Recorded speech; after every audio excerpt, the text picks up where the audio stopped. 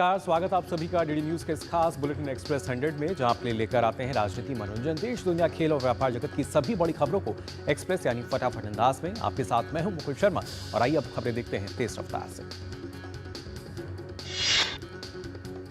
विदेश यात्रा के दूसरे चरण में फ्रांस यात्रा के बाद प्रधानमंत्री नरेंद्र मोदी अमेरिका पहुंच गए हैं। वाशिंगटन डीसी के हवाई अड्डा पहुंचने पर पीएम मोदी का औपचारिक स्वागत किया गया। पीएम मोदी अमेरिका में व्यापार जगत की हस्तियों के साथ मुलाकात करने के साथ ही भारतीय समुदाय के सदस्यों से भी बातचीत करेंगे।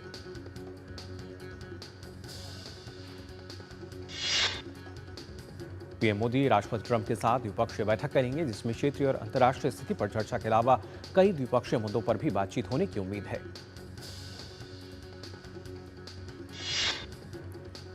पीएम मोदी ने अमेरिका पहुंचने पर एक्स पर लिखा कि कुछ समय पहले वाशिंगटन डीसी पहुंचा हूं, राष्ट्रपति डोनाल्ड ट्रंप से मिलने और भारत अमेरिका व्यापक वैश्विक रणनीतिक साझेदारी को आगे बढ़ाने के लिए उत्सुक हूं। वाशिंगटन पहुंचने पर प्रधानमंत्री नरेंद्र मोदी का गर्मजोशी के साथ स्वागत किया गया। प्रधानमंत्री मोदी अमेरिकी यात्रा के दौरान राष्ट्रपति के अतिथि निवास यानी वेयर हाउस में रुके हुए हैं। पीएम मोदी जब यहां पहुंचे तो भारी बारिश के बीच भी भारतीय समुदाय के लोगों का उत्साह देखते ही बना। इस दौरान भारतीय समुदाय के लोगों ने भारत माता की जय, मोदी है तो मुमकिन है, वंदे मातरम के नारे लगाए। प्रधानमंत्री नरेंद्र मोदी ने अमेरिका की राष्ट्रीय खुफिया निदेशक तुलसी गबार्ड से बातचीत की। तुलसी गबार्ड ने हाल ही में ही अमेरिका के राष्ट्रीय खुफिया निदेशक के पद की शपथ ली है। गबार्ड के पास अमेरिका की 18 विभिन्न खुफिया एजेंसियों की देखरेख और समन्वय का जिम्मा है। तुलसी गबार्ड पूर्व सैन्यकर्मी है और डेमोक्रेटिक पार्टी से कांग्रेस की सदस्य रह चुकी हैं। पीएम मोदी के दौरे को लेकर अमेरिका में रहने वाले भारतीय समुदाय में काफी उत्साह है। बर्फबारी और ठंड के बावजूद सभी उम्र के लोग प्रधानमंत्री मोदी के स्वागत के लिए एकत्रित हुए। प्रधानमंत्री नरेंद्र मोदी के अमेरिका दौरे को लेकर भारतीय छात्र भी काफी उत्साहित हैं। ये छात्र दोनों देशों के बीच लोगों में आपसी संपर्क का अहम जरिया है। प्रधानमंत्री नरेंद्र मोदी ने फ्रांस दौरे पर राष्ट्रपति इमैनुअल मैक्रोन को एक डोकरा कलाकृति भेंट की है, जिसमें परंपरागत संगीतज्ञों के जड़ाऊ पत्थरों से दर्शाया गया है। प्रधानमंत्री मोदी की ओर से फ्रांस की प्रथम महिला को फूलों और मोर की आकृति वाला चांदी का हाथ से बनाया गया टेबल मिरर भेंट किया गया है। ये उपहार राजस्थान की समृद्ध परंपराओं से जुड़ा है।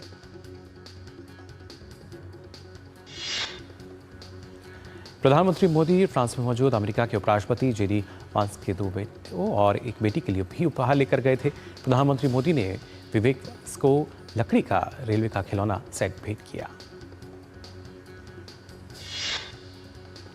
वहीं प्रधानमंत्री मोदी ने अमेरिकी उपराष्ट्रपति जेडी वेंस के बेटे इवान प्लेन वेंस को भारतीय लोक चित्रकला पर आधारित जिक्सा पहेली उपहार में दी। जिक्सा पहेली में पश्चिम बंगाल की कालीघाटी चित्रकला, संथाल जनजाति द्वारा बनाई गई संथाल पेंटिंग और बिहार की मधुबनी पेंटिंग सहित विभिन्न लोक चित्रकला शैलियों को शामिल करके भारत की समृद्ध कलात्मक विरासत को घेरा गया है। प्रधानमंत्री मोदी ने अमेरिकी उपराष्ट्रपति की बेटी मीराबेल रोज वेंस को लकड़ी का वर्णमाला सेट उपहार में दिया। पर्यावरण के अनुकूल लकड़ी का वर्णमाला सेट टिकाऊ, सुरक्षित और आकर्षक शिक्षण उपकरण है। संसद के बजट सत्र का आज 9वां दिन है। आज दोनों ही सदनों में वक्फ संशोधन विधेयक 2024 संबंधी संयुक्त समिति का प्रतिवेदन सदन पटल पर रखा जाएगा। इसके साथ ही वक्फ संशोधन विधेयक 2024 संबंधी संयुक्त समिति के साक्ष्य का अभिलेख भी दोनों सदनों में पटल पर रखा जाएगा। जेपीसी की ये रिपोर्ट लोकसभा अध्यक्ष को पहले ही सौंपी जा चुकी है।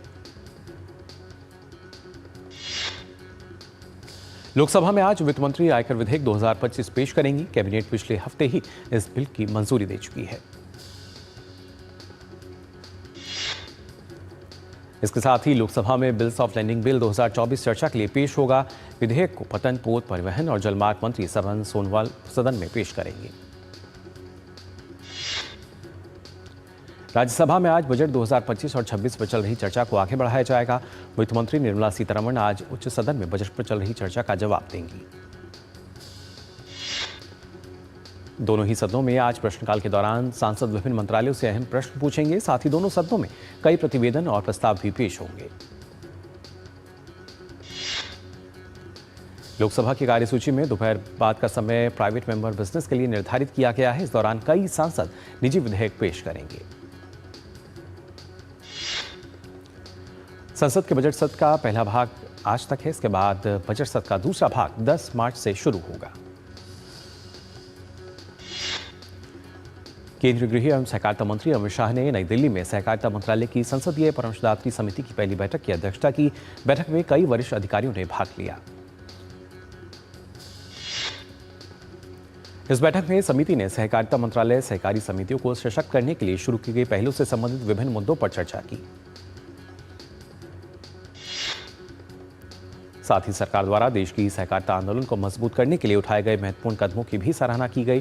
केंद्रीय गृह मंत्री अमित शाह ने बताया कि जल्द ही पैक्स भी एयरलाइंस टिकटों की बिक्री कर सकेंगे।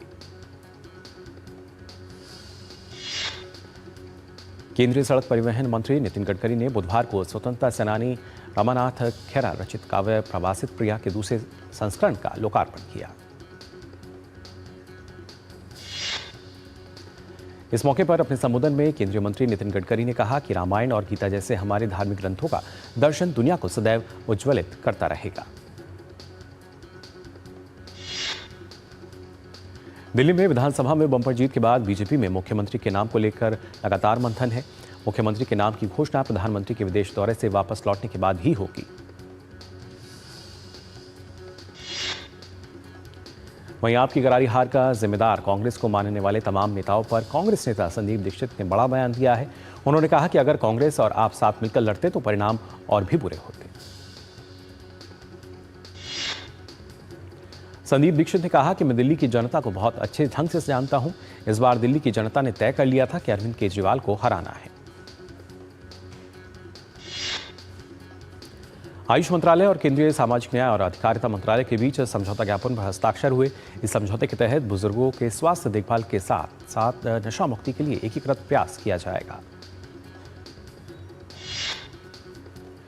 बुजुर्गों को वैकल्पिक चिकित्सा की तरफ प्रेरित करने के साथ ही योग करने के लिए जागरूक किया जाएगा। साथ ही जो लोग नशे के शिकार हो रहे हैं उनको मुख्यधारा में कैसे शामिल किया जाए, इस पर भी जोर रहेगा। मध्य प्रदेश में 24 और 25 फरवरी को ग्लोबल इन्वेस्टर समिट का आयोजन किया जा रहा है, जिसका शुभारंभ प्रधानमंत्री नरेंद्र मोदी करेंगे। मुख्यमंत्री मोहन यादव बुधवार को नई दिल्ली में समिट के कटे निस्तर कार्यक्रम में शामिल हुए, जिसमें उन्होंने इंडस्ट्रियलिस्ट और विभिन्न देशों के प्रतिनिधियों के साथ 1-to-1 चर्चा की। महाकुंभ में देश और दुनिया भर के सनातियों को आना जारी है। माघ पूर्णिमा पर तीर्थराज प्रयागराज में श्रद्धालुओं का हुजूम उमड़ पड़ा। माघी पूर्णिमा पर रात 10 बजे तक केवल एक ही दिन में 2 करोड़ से अधिक श्रद्धालुओं ने स्नान किया। अब तक ही स्नान करके श्रद्धालुओं की संख्या 48 करोड़ के पार हो चुकी है।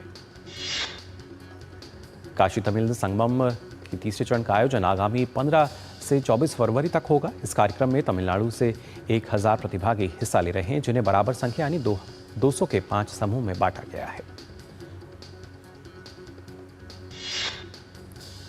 इनमें छात्र, शिक्षक, लेखक, पेशेवर किसान, कारीगर और छोटे उद्यमियों के अलावा महिलाएं, शोधकर्ता और स्टार्टअप से जुड़े लोग भी शामिल हैं।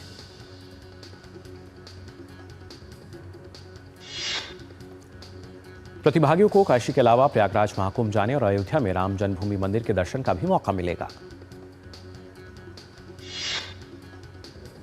काशी तमिल संगमम कार्यक्रम का उद्देश्य देश के 2 सबसे महत्वपूर्ण और प्राचीन शिक्षण केंद्रों तमिलनाडु और काशी के बीच सदियों पुराने संबंधों को पुनर्जीवित करना और इसकी जड़ों को मजबूत करना है।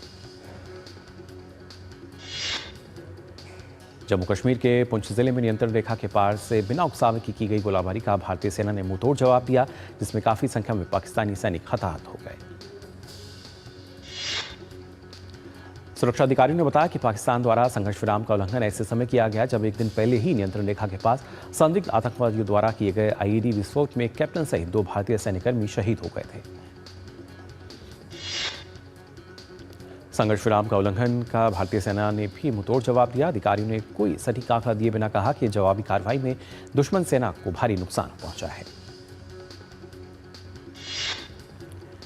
मध्य प्रदेश के भिंड जिले में कल रात एक ट्रैक्टर ट्रॉली के पलट जाने से 3 लोगों की मौत हो गई, जबकि 30 से अधिक लोग घायल हो गए। मृतकों में 2 महिलाएं शामिल हैं। ट्रैक्टर ट्रॉली में सवार लोग दतिया जिले के मांगरौल से एक शादी समारोह में शामिल होने के लिए भिंड के लाहार जा रहे थे। घायलों को सेवड़ा सामुदायिक स्वास्थ्य केंद्र में रेफर किया गया है। आज विश्व रेडियो दिवस है, वही रेडियो जिसका एक लंबे तक दुनिया भर के श्रोताओं पर राज रहा है। पहली बार 13 फरवरी 1945 को संयुक्त राष्ट्र रेडियो से रेडियो का प्रसारण हुआ था। रेडियो के महत्व को समझते हुए हर साल 13 फरवरी को विश्व रेडियो दिवस मनाया जाता है। औपचारिक रूप से पहला रेडियो दिवस साल 2012 में मनाया गया था। इस वर्ष विश्व रेडियो दिवस की थीम है रेडियो जलवायु परिवर्तन। जलवायु कार्रवाई के लिए एक शक्तिशाली उपकरण, लोगों को इसके उपयोग के लिए प्रोत्साहित करना है।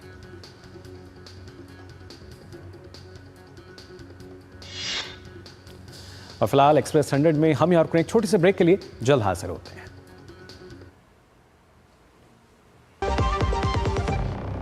मुथूट फाइनेंस पेश करते हैं गोल्ड लोन मेला।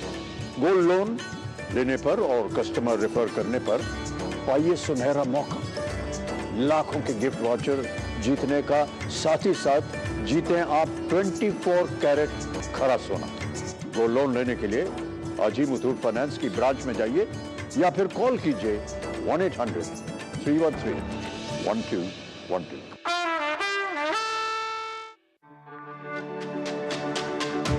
मेरी पसंद, मेरी पसंद, मेरी पसंद, मेरी पसंद, हमारी पसंद, हम सबकी पसंद। मजबूत देश का मजबूत सरिया हो गया स्टील। ब्रेक के बाद आप सभी का एक बार फिर स्वागत एक्सप्रेस 100 में। आइए एक बार फिर से खबरें देखते हैं तेज रफ्तार से। सरकारी तेल एवं गैस कंपनी ओएनजीसी लिमिटेड और एनटीपीसी लिमिटेड के संयुक्त उद्यम ने Ayana renewable power private limited में 100% हिस्सेदारी खरीदने की घोषणा की है। देश में इंडस्ट्री रेडी वर्कफोर्स तैयार करने के लिए अदानी ग्रुप ने सिंगापुर के आईटीआई एजुकेशन सर्विसेज के साथ साझेदारी का ऐलान किया। इस साझेदारी का उद्देश्य green energy, manufacturing, high tech, project excellence जैसे क्षेत्रों में स्किल्ड वर्कफोर्स तैयार करना है।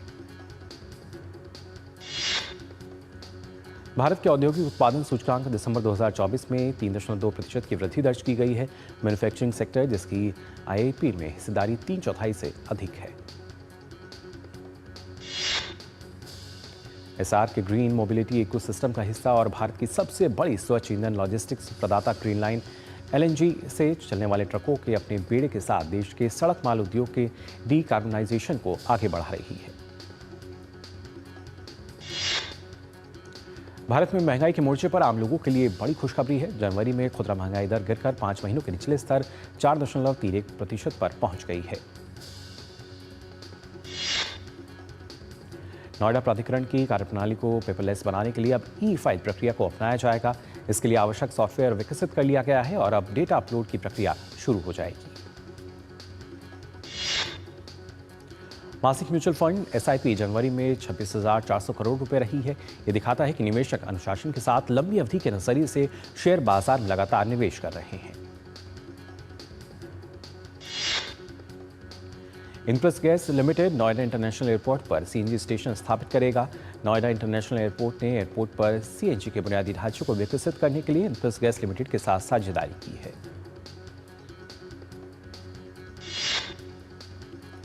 प्रधानमंत्री नरेंद्र मोदी ने 13 फरवरी 2024 को प्रधानमंत्री सूर्यघर मुफ्त बिजली योजना का उद्घाटन किया था, जिसका मुख्य उद्देश्य देश में रूफटॉप सोलर क्षमता की हिस्सेदारी बढ़ाना और 1 करोड़ घरों को अपनी बिजली पैदा करने के लिए सशक्त बनाना है। भारतीय दूरसंचार विनियामक प्राधिकरण ट्राई ने अनचाहे वाणिज्यिक संचार के खिलाफ उपभोक्ता संरक्षण को और मजबूत करने के लिए दूरसंचार वाणिज्यिक संचार ग्राहक वरीयता विनियम 2018 में संशोधन किया है।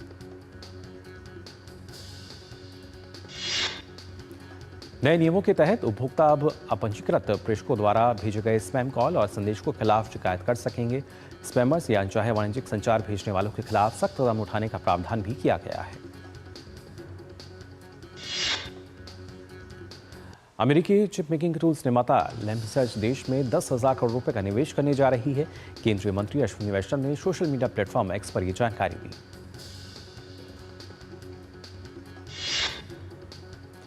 भारत का सबसे बड़ा वैश्विक टेक्सटाइल महाकुंभ भारत टेक्स 2025 की शुरुआत हो चुकी है। केंद्रीय वस्त्र मंत्री गिरिराज सिंह ने कार्यक्रम का उद्घाटन किया। यह आयोजन दिल्ली स्थित भारत मंडपम में 14 से 17 फरवरी और उत्तर प्रदेश के ग्रेटर नोएडा स्थित इंडिया एक्सपो सेंटर इन मार्ट में 12 से 15 फरवरी तक आयोजित होगा। आरबीआई ने कोटक महिंद्रा बैंक पर लगे कारोबारी प्रतिबंधों को करीब 9 महीने के बाद हटा दिया है।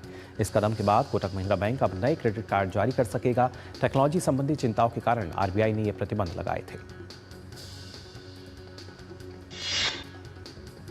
आरबीआई ने बताया है कि जल्द ही 50 रुपए के नए नोट जारी किए जाएंगे, जिन पर नए गवर्नर संजय मल्होत्रा के हस्ताक्षर होंगे। नए नोट का डिजाइन चलन में मौजूद महात्मा गांधी सीरीज जैसा होगा। चिली के अराउकेनिया क्षेत्र में आग फैल चुकी है, जिसमें एक व्यक्ति की मौत हो गई और 40 से अधिक लोग बेघर हो गए। आपातकालीन सेवाएं आग पर काबू पाने के लिए संघर्ष कर रही हैं। आग ने अपने पार्क में आने वाले 30 घरों को नष्ट कर दिया। अमेरिका के रक्षा मंत्री पीट हेग्सेथ ने रूस यूक्रेन संघर्ष के बीच बड़ा बयान दिया है। पीट हेग्सेथ ने कहा है कि यूक्रेन के लिए नाटो की सदस्यता की उम्मीद अव्यावहारिक थी। उन्होंने कहा कि यूक्रेन के लिए आगे का रास्ता यह है कि वह सीमा के लिहाज से 2014 से पहले ही स्थिति की वापसी की उम्मीद छोड़ दे और रूस के साथ एक ऐसे समझौते के लिए तैयार हो जाए। हेग्सेथ ने नाटो यूक्रेन रक्षा संपर्क समूह के सदस्य देशों के प्रतिनिधियों से मुलाकात के दौरान ये टिप्पणी की। वे इन दोनों गठबंधनों के प्रतिनिधियों के साथ बैठक करने वाले ट्रंप प्रशासन के पहले सदस्य हैं। अमेरिका ने इस्पात और एल्युमिनियम उद्योग की रक्षा के लिए 25% टैरिफ लगा दिया है। अमेरिका की प्रेस सचिव कैरोलिना लेविट ने कहा है कि व्यापार के मामले में राष्ट्रपति डोनाल्ड ट्रंप अपने पहले कार्यकाल की तरह ही इस्पात और एल्युमिनियम उद्योग की रक्षा के लिए साहसिक कदम उठा रहे हैं। राष्ट्रपति ट्रंप ने स्टील पर वास्तविक 25% टैरिफ को बहाल करने और एल्युमिनियम पर भी टैरिफ को भी 25% तक बढ़ाने के लिए मौजूदा खामियों और छूटों को बंद करने की घोषणा पर हस्ताक्षर किया है। अमेरिका के राष्ट्रपति डोनाल्ड ट्रंप ने रूस के राष्ट्रपति व्लादिमीर पुतिन से फोन पर बात की। डोनाल्ड ट्रंप ने अपने सोशल मीडिया प्लेटफॉर्म पर इस बात की जानकारी दी। दोनों नेताओं के बीच यूक्रेन में चल रहे युद्ध, मिडिल ईस्ट के तनाव, एनर्जी, एआई, डॉलर सहित कई अन्य विषयों पर भी चर्चा हुई। अमेरिकी राष्ट्रपति डोनाल्ड ट्रंप ने ट्रुथ सोशल मीडिया पर लिखे एक पोस्ट में पुतिन के साथ लंबी और सार्थक फोन कॉल की जानकारी साझा की। उन्होंने लिखा कि वह और पुतिन यूक्रेन युद्ध को समाप्त करने के लिए बातचीत शुरू करने पर सहमत हुए हैं। हमास द्वारा बंधकों की रिहाई में अड़ंगा लगाने के बीच इजराइल ने अपनी सेना के रिजर्व सैनिकों को बुला लिया है। अगर हमास शनिवार की समय सीमा तक बंधकों की रिहाई नहीं करता तो संघर्ष विराम के खत्म होने की आशंका जताई जा रही है। ग्रीस की संसद ने कॉन्स्टेंटाइन टेसोलस को देश के राष्ट्रपति के रूप में चुना है। प्रधानमंत्री क्रियाकोस मित्सोटाकिस के प्रमुख सहयोगी टेसोलस ने 300 सीट वाली संसद में बुधवार को हुए मतदान में 160 सांसदों का समर्थन हासिल किया। संयुक्त राष्ट्र में ईरान के प्रतिनिधि ने संयुक्त राष्ट्र सुरक्षा परिषद को लिखे एक पत्र में अमेरिका के राष्ट्रपति डोनाल्ड ट्रंप द्वारा बल प्रयोग की धमकी देने वाले बयान की निंदा की है और चेतावनी दी है कि आक्रामकता के गंभीर परिणाम होंगे। भारत ने तीसरे वनडे मुकाबले में इंग्लैंड को 142 रनों के बड़े अंतर से हराकर 3 मैचों की सीरीज 3-0 से अपने नाम कर ली। अहमदाबाद के नरेंद्र मोदी स्टेडियम में खेले गए इस मैच में भारत ने 356 रन का विशाल स्कोर खड़ा किया, जिसके जवाब में इंग्लैंड की टीम 34.2 ओवर में 214 रन पर ही सिमट गई। भारत की ओर से एक बार फिर से शुभमन गिल चमके और उन्होंने 112 रन की शानदार शतकीय पारी खेली। कोहली 52 रन बनाकर आउट हुए। श्रेयस अय्यर ने 78 रन की पारी खेली। इंग्लैंड के खिलाफ भारतीय गेंदबाजों ने भी बेहतरीन प्रदर्शन किया। अर्शदीप सिंह, हर्षित राणा, अक्षर पटेल और हार्दिक पांड्या ने 2-2 विकेट झटके, जबकि वाशिंगटन सुंदर और कुलदीप यादव को 1-1 सफलता मिली। भारत के पूर्व सलामी बल्लेबाज शिखर धवन को आईसीसी चैंपियंस ट्रॉफी के लिए टूर्नामेंट का एम्बेसडर नियुक्त किया गया है। आईसीसी ने धवन के अलावा पाकिस्तान की 2017 में चैंपियन ट्रॉफी जीतने वाली टीम के कप्तान सरफराज अहमद को भी टूर्नामेंट एम्बेसडर बनाया है। ऑस्ट्रेलिया के पूर्व ऑलराउंडर शेन वॉटसन और न्यूजीलैंड के तेज गेंदबाज टीम साउदी टूर्नामेंट एम्बेसडर के लिए नियुक्त किए गए हैं। प्रधानमंत्री नरेंद्र मोदी ने मोटापे के खिलाफ लड़ाई का समर्थन करने पर ओलंपिक स्वर्ण पदक विजेता नीरज चोपड़ा की प्रशंसा की है। दरअसल नीरज चोपड़ा ने मोटापे के खिलाफ मुहिम के समर्थन में लिखा कि हम सब मिलकर भारत को फिट बनाने की दिशा में माननीय प्रधानमंत्री नरेंद्र मोदी का समर्थन करें। उत्तराखंड में आयोजित हो रहे 38वें राष्ट्रीय खेलों में सर्विसेज की टीम का दबदबा कायम है। टीम 114 पदकों के साथ शीर्ष पर बनी हुई है, जिसमें 65 स्वर्ण पदक शामिल हैं। राष्ट्रीय खेलों में दूसरा स्थान बरकरार रखते हुए महाराष्ट्र ने अब तक कुल 175 पदक अपने नाम किए हैं। हालांकि स्वर्ण पदक इस राज्य के खाते में अब तक 50 आए हैं। वहीं 140 पदक और 39 स्वर्ण के साथ हरियाणा तीसरे पायदान पर है, जबकि मेजबान राज्य उत्तराखंड 97 पदकों के साथ 7वें स्थान पर मौजूद है, जिसमें कि 22 स्वर्ण पदक शामिल हैं। भारत ने बैडमिंटन एशिया मिश्रित टीम चैंपियनशिप में अपने अभियान का आगाज शानदार जीत से किया है। टीम इंडिया ने टूर्नामेंट के पहले मैच में मकाऊ को 5-0 के अंतर से हराया। यूएफए चैंपियनशिप लीग के नॉकआउट राउंड प्लेऑफ के पहले लीग में रियल मैड्रिड ने मैनचेस्टर सिटी को 3-2 से हरा दिया। विक्रम भट्ट निर्देशित फिल्म तुमको मेरी कसम 21 मार्च को सिनेमाघरों में रिलीज होगी। विजय देवरकोंडा की फिल्म साम्राज्य किंगडम का टीजर रिलीज हो चुका है। फिल्म 30 मई को सिनेमाघरों में होगी रिलीज। उन्नी मुकुंदन की इस मलयालम फिल्म मार्को 14 फरवरी को ओटीटी पर स्ट्रीम होगी। ओटीटी सीरीज एक बंदा माशरम का तीसरे सीजन का टीजर रिलीज हो चुका है। विकी कौशल और रश्मिका मंदाना की छावा 14 फरवरी को रिलीज होगी। इसके 2 लाख से अधिक टिकटों की प्री सेल्स बुकिंग हो चुकी है। वेब सीरीज क्राइम बीट का ट्रेलर हुआ रिलीज, जिसमें एक साकिब सलीम एक क्राइम जर्नलिस्ट की भूमिका में आएंगे नजर। वेब सीरीज प्यार टेस्टिंग 14 फरवरी को ओटीटी पर होगी स्ट्रीम।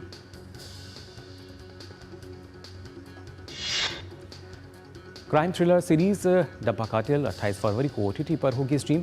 फैंस को सीरीज का बेसब्री से है इंतजार। 14 फरवरी को करीना कपूर और शाहिद कपूर की फिल्म जब वी मेट भी सिनेमाघरों में होगी री रिलीज।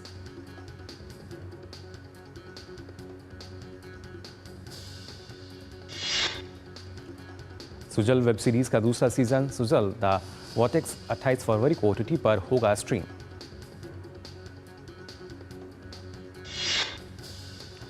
जानवी कपूर और सिद्धार्थ मल्होत्रा की फिल्म परम सुंदरी 25 जुलाई को सिनेमाघरों में होगी रिलीज।